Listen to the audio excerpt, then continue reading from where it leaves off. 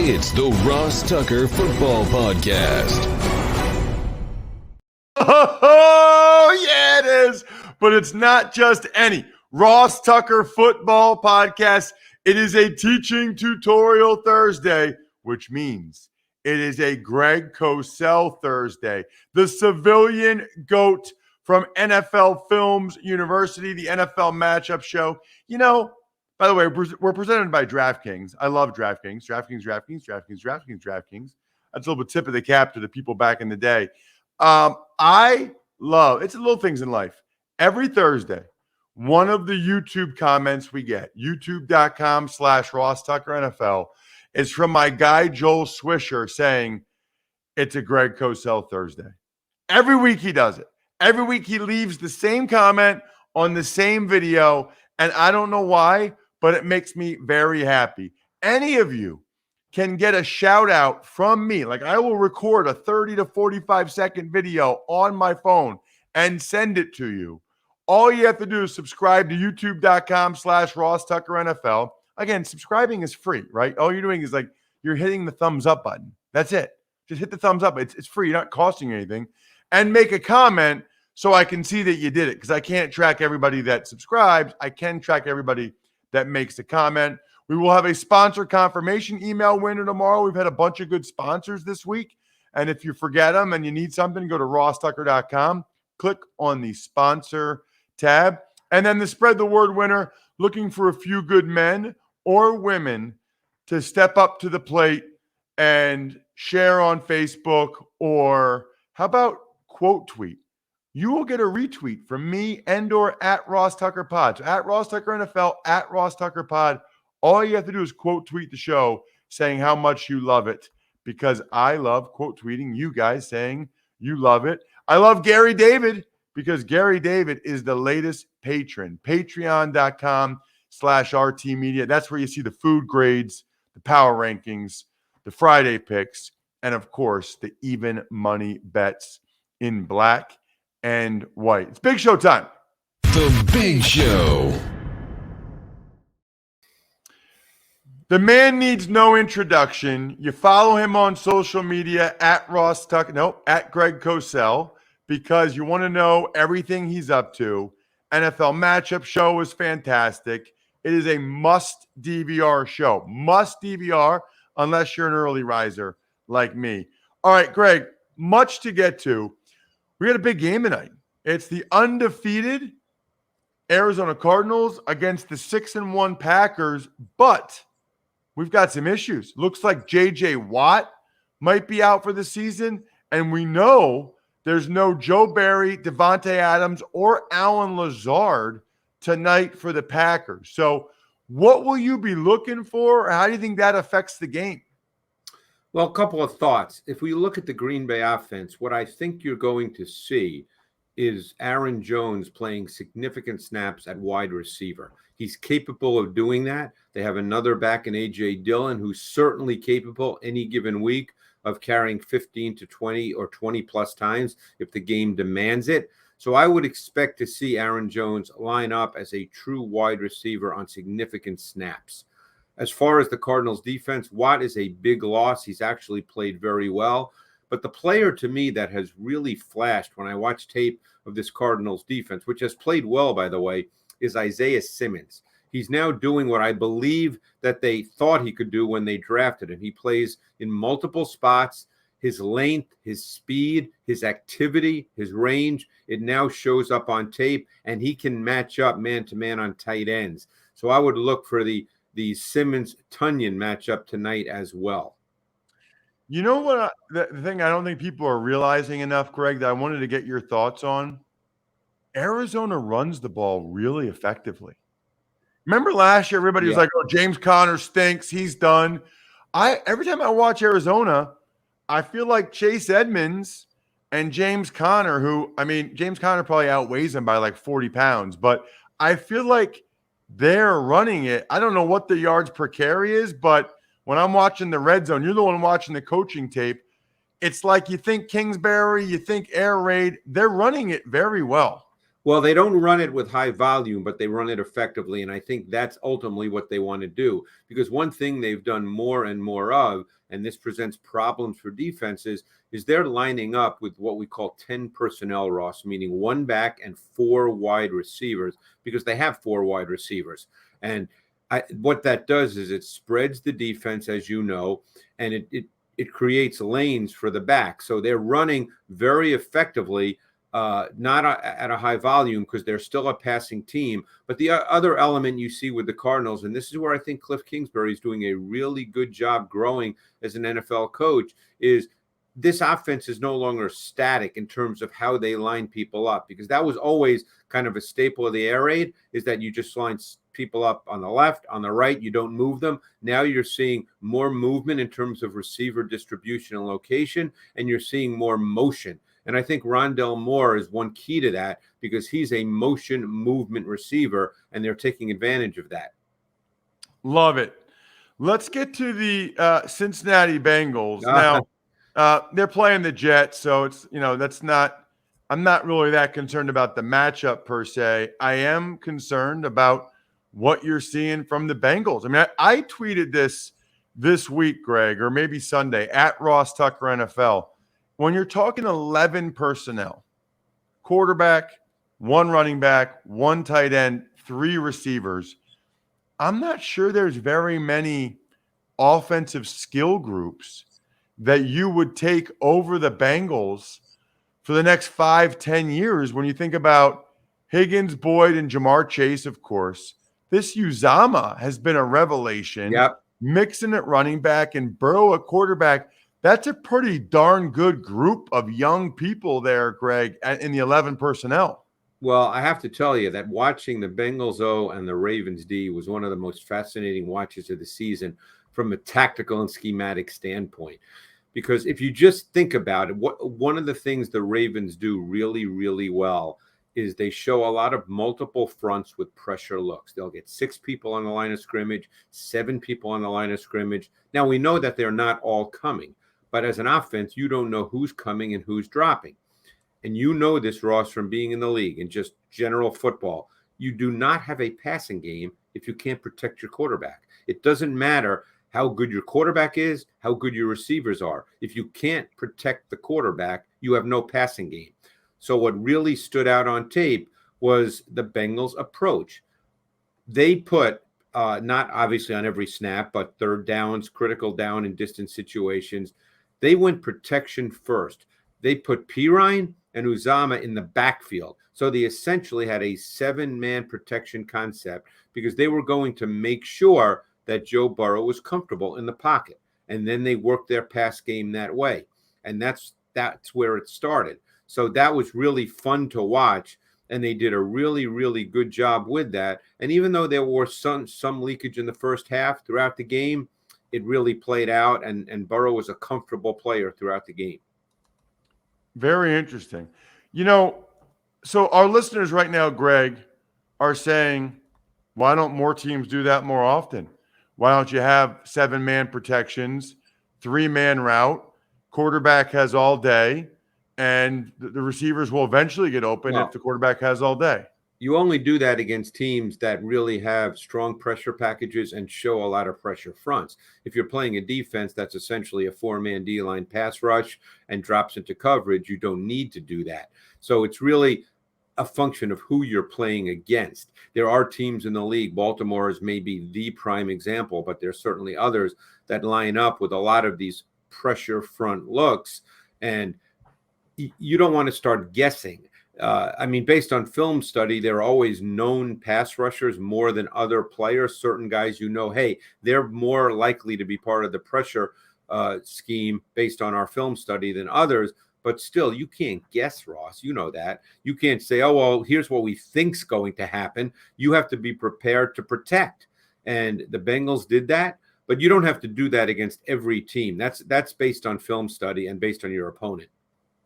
Let's get to the Titans and the Colts. Gigantic AFC South matchup. I mean, the Titans have a chance to kind of put so much separation between them and the Colts that they can, I don't want to say coast the rest of the way, but be in a very comfortable position.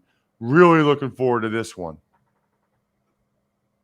Yeah, I mean, I think one of the things we've seen the last 2 weeks, the second half against the Bills and a good percentage of the time versus the Chiefs, big wins for the Titans at home, obviously, in the AFC, is their pass game has started to come around because we know Derrick Henry is a great player. You could argue that he's been the most dominant individual offensive player through the first part of this season, but it can't be just Derrick Henry. You have to work off Derrick Henry with the pass game, and they were not doing a real good job of that early in the season. Now, they really haven't had Jones and Brown on the field together for significant snaps. Hopefully that starts to happen. That was the plan. But their play-action pass game is starting to work. Last week, Tannehill was outstanding in the play-action pass game. And what they like to do with that pass game is one of two things: work the middle of the field or work outside the numbers when they get one-on-one matchups. And that's what they did with A.J. Brown last week. And if that part of their game starts to come together, which we saw a lot of last season, then they have a far more complete offense and they can create far more explosive plays, which is what they need. What about the Eagles, Greg? I'm going to give you a blank canvas for this one. I don't know if you want to go offense, defense, or both, but obviously I do their pregame show, and I just want to get your thoughts on what the coaching tape is showing. Well, I love the way they play the Lions, by the way. Your voice went down about 4 octaves there, Well, look, I've been around a lot of coaches in my career, and I always start with the belief that coaches know their players well. So when I see teams play a certain way, I don't immediately think the coaches are doing a bad job. I tend to think that they know their players really well, and this is the way they think they have to play based on their talent. So, I think offensively, I think they've tried to play to what they believe is the comfort level and strength of Jalen Hurts. He's grown up as a shotgun quarterback. That's the way he's played. He's played with RPOs. This is what he's been his whole career. So they've tried to get him comfortable playing that way. The question is, can you play that way in the NFL? Can an RPO run game be a foundational run game in the NFL? I personally would argue no. I don't know what your thoughts are on that. I would argue no. Clearly, Hurts has been up and down with his ball placement. So he's missed too many throws at the NFL level that you have to make. So there's been an inconsistency to Hurts throwing the ball on a weekly basis. Defensively, they've clearly played what many would consider in the NFL a very vanilla defense. They rush 4, they play predominantly zone, more split safety, some single high, cover 3. But I think there's weaknesses at given positions, and my guess is Jonathan Gannon believes this is the way I've got to line up. I don't have the people to do a lot of the things I may want to do. So it becomes a predictable defense that it relies on their front 4, and sometimes the front 4 is able to make things happen, other times it's not. So it's been a difficult watch at times. You don't see a lot of diversity in what they do. We'll see if that changes. The Bucs and the Saints is a big game, Greg. Tell me about it. Yeah, I'm really curious to see what the Saints do defensively, because Dennis Allen is a really good coordinator. They've got people they can line up with and play man coverage. The Lattimore-Evans matchup has been a really good one over the last 2-3 years. It gets a little feisty because both players are super competitive. I think you will see that matchup. Brady, to me, I think he's throwing the ball as well as he ever has, Ross. The ball has zip. It has velocity. He clearly sees things extremely well. This is an offense that has more of an intermediate and vertical element to it than he had in New England, and he's been making those throws. So I think that is a fascinating matchup. The other side of the ball, I think when you look at the Saints, the player you have to put your focus on is Alvin Kamara, because their pass game has been a little up and down. But one thing we see with the Saints pass game right now with Winston, which we did not see that much of with Drew Brees in his last few years, is shot plays. And obviously shot plays there's a risk to shot plays. They're not automatics, but they do try to push the ball down the field on 1st and 10, normal down and distance situations. And if they can hit some of those, they create big plays. Very curious about the Niners and the Bears, Greg, really for both teams. I want to get Yeah. your thoughts on what's going on with the Niners. I think this is the first time I've heard Kyle Shanahan be questioned, and there's talk of him being on the hot seat potentially. And then for the Bears, they certainly do not appear to be making as much progress as I think they were hoping to. Yeah, and I think so much of that is preconceived narrative. You know how it is with a lot of these rookie quarterbacks. They come in the league now. I think a lot of people expect them to play really well. Some do, some don't. Justin Fields is going through the ups and downs of being a rookie. I think that he's a player that has second reaction ability. So when you see him make a second reaction play and it turns out to be a negative, if you believe that what could potentially make him special over time is his ability to make second reaction improvisational plays, then you can't get upset when he tries to do that and it turns out to be a negative, because ultimately he'll learn ideally from that. So you can't say, oh, you can't do that. Well, if one reason you like him is because you think he can do that, you can't have it both ways. So he's struggling a bit right now. The 49ers are an interesting team. We know they want to run the ball. Garoppolo is a schemed quarterback. He needs the reads and the throws to be defined by the offense. I hate to use the word system quarterback because every quarterback in the NFL is just by very definition a system quarterback because they're running a system. But Garoppolo needs it to be defined so he can see it and throw it. He's not a great thrower. I don't think he played as badly this past week as people think. People talked about him on social media as if he was terrible. I don't believe that at all based on the film, but they're struggling to generate big plays in the pass game.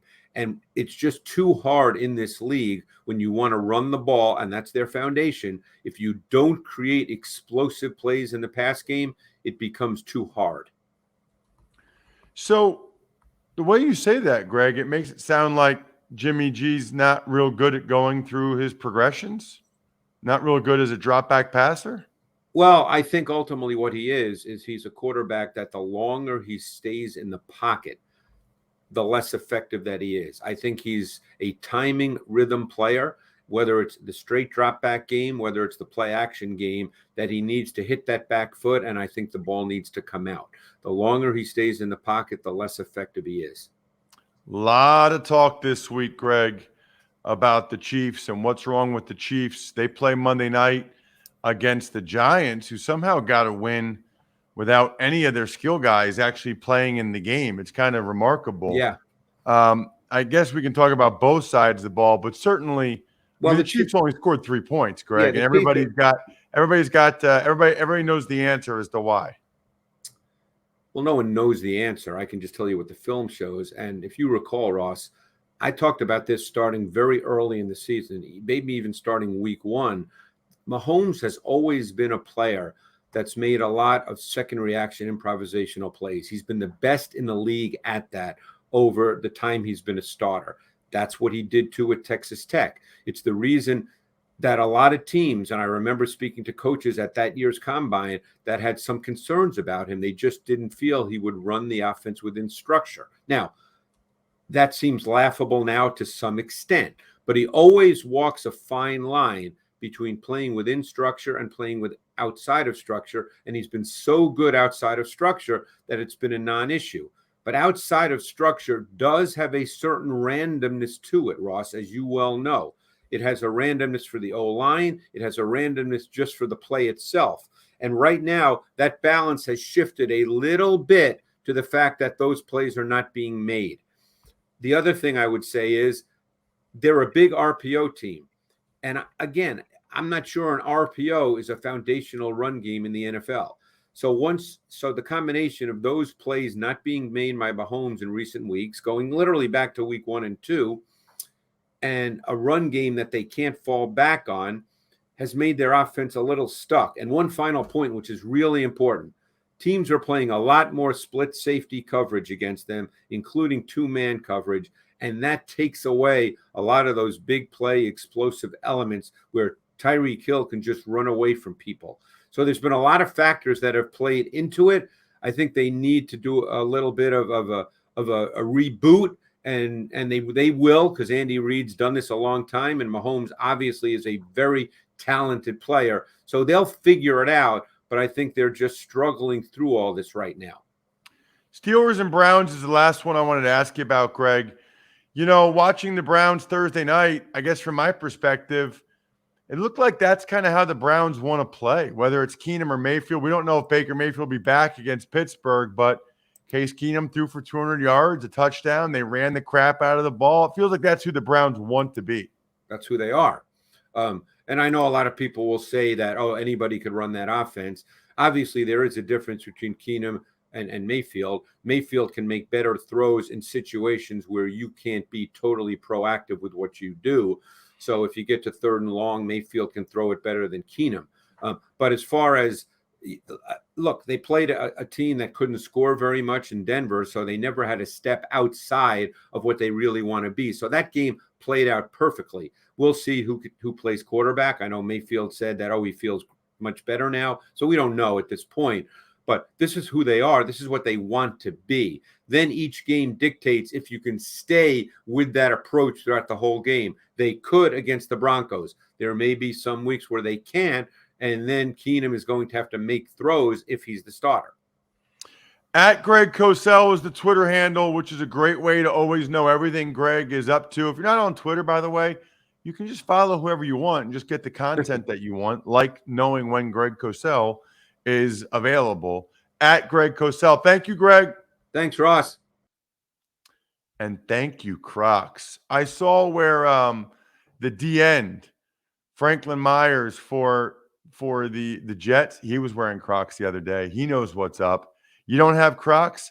Visit crocs.com and take your pick of wildly comfortable and lightweight clogs, sandals, and slides. It is very rare that I don't have Crocs on my feet. I like the cushion for the pushing. Even when I'm home, even when I'm in my house, it feels better on my feet. It feels better on my ankle joints, my knees, my hips. It's glorious. And they've got the Predator Showdown series coming, and it's free to play on DraftKings.com. Draft the best lineup, and a slice of 10 G's could be yours across 3 different contests. Visit DraftKings.com/Crocs on November 11th, that's a couple weeks, or Saturday, December 25th, Christmas, to draft your showdown lineups. Learn more at DraftKings.com/Crocs. Eligibility restrictions apply. See DraftKings.com for details. Tuck's Takes. More, Ross. A lot of news coming out of the first in-person NFL League meeting since 2019. What stood out to you the most? Well, of course, Roger Goodell is now under the firing line for the Washington football team investigation, and some of the lawyers representing the women involved in that investigation went to the owners' meetings. I mean, this is a real black eye and an ugly situation right now for the NFL. And it kind of was going to go away, or at least was on the back burner until the Gruden email leaks. I wonder if whoever did that really thought it through. Roger Goodell says they feel like Daniel Snyder's been properly punished. Just remember, Roger Goodell works for the owners. He's saying the things that he has to say, okay? Like, period. I thought it was interesting. Mark Davis, the only owner to say, yeah, I think they should release all the emails, because he's the one, if they've had all these emails all this time, and then the blindside Mark Davis midway through a very successful season, I'd be mad if I was Mark Davis too. And then the interesting thing is there's this talk. There's a bunch of things I want to talk to Andrew Brandt about next week. All this stuff came out yesterday after when Andrew and I would have recorded anyway. So it'll be good timing next week since we're doing kind of every other with Andrew Brandt. First of all, check out his latest podcast, Business of Sports, with both the lawyer and one of the alleged victims of the harassment in the Washington organization. Andrew's interviewed both of them this week. Business of Sports. Check it out for sure, because I want to ask him about all those things. And Stan Kroenke is, I guess, changing his mind as it relates to indemnifying the league, because it looks like they're going to lose a pretty big lawsuit against the city of St. Louis for moving the Rams out to LA. Tuck's Takes. Houston Texans traded running back Mark Ingram to the Saints so he can reunite with the team that drafted him. You know what's interesting here, Brian? I remember 3 or 4 years ago doing a Saints game. I might have been sidelined for Westwood One Monday night game. I remember a couple coaches saying, I think Ingram had maybe been suspended the first 4 games or hurt. They were so happy he was coming back because they felt like Kamara was a much more effective, productive player on less touches. They liked to keep Kamara fresh and healthy and let Ingram do more of the dirty work, which is why I'm confident a big reason why they signed Ingram or they traded for Ingram to come back. Khalil Mack out this week for the Bears, and the Panthers reportedly no longer pursuing Deshaun Watson because he's not waived his no-trade clause for them. It's a lot of double negatives there. No longer, not, no. Yeah. It's a triple negative. The double positive. You don't even know. So as for Khalil Mack, that hurts the Bears tremendously. I think he had 5 games in a row with a sack. Now he's in a bad spot where he's got to try to figure out. He might be out for a couple weeks. As for the Panthers, it's interesting. Well, so first of all, Deshaun Watson reportedly not waiving his trade clause for the Panthers. That's interesting, number one. I would love to hear an explanation for that. Number two, it feels like the Panthers are really trying to get the word out that they're not in on it, which makes you think it might be happening with the Dolphins, right? The Panthers don't want to look like they were in on it and they weren't able to get them. So, or maybe they just really crushed the Texans' leverage with the Dolphins because the Dolphins know the Panthers are out of it now. Tuck's Takes. All right, we got a game tonight, Thursday night football. Cardinals hosting the Packers. Pretty big game. Who do you like and why? Well, the first thing I like is AutoZone Visibility Week, which is next week, right after Halloween Sunday night, November 1st and November 7th. Make it a point to join the AutoZone Rewards program. It's so easy. Plus, you get another $5 bonus reward just for joining. So then you get a $10 bonus reward when you buy 2 Rain-X Quantum wiper blades, $25 bonus reward when you buy a Sylvania LED fog twin pack. Always a good time to upgrade anything visibility related. Now's the best time. So long daylight savings time. AutoZone Visibility Week is right around the corner. Visit your nearest AutoZone or head to AutoZone.com to start your job today. Get in the zone, AutoZone. As for the game tonight, I like the Cardinals. I think the Packers are a little bit too beat up. As I said, though, on the Even Money podcast, I like the Packers getting the points. I think it'll be a competitive game. I thought that nugget from Greg Cosell regarding Aaron Jones at receiver a lot tonight was interesting. I'm bummed out for J.J. Watt. I really am. Cardinals have a legit chance to go to the Super Bowl. Certainly a really good chance right now to get to the NFC Championship game. J.J. Watt's never gotten that far. He's never taken the field knowing if we win this game, we're going to the Super Bowl. I wanted that for him. He's been such a good player, such a good person. It's a major bummer. I mean, he played through this injury the rest of the game. Well, it kind of makes you wonder if he was able to play through it the rest of the game. Could he let it heal for a month? Let it rest? Just not practice? Just play in the game? I don't know. Evidently not. Evidently he's going to try to get the surgery as soon as possible and then come back from it earlier. Sincerely hope it works out for him. Sincerely hope more of you guys decide, you know what? I got something I'd like to get a little attention for. I'd like to get some eyeballs on it. Well, then become an I Think We're Done Here member of patreon.com/RT Media.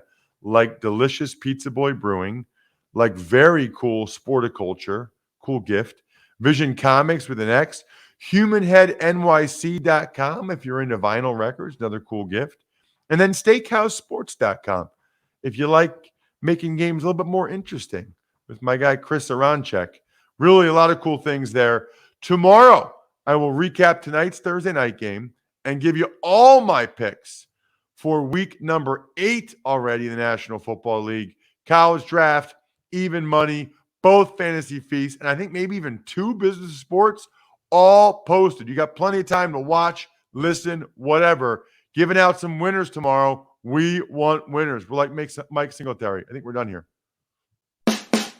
Thanks for listening to the Ross Tucker Football Podcast. Make sure to also subscribe to the Fantasy Feast, Even Money, Business of Sports, and College Draft. All available at Apple Podcasts, rosstucker.com, or wherever podcasts can be found.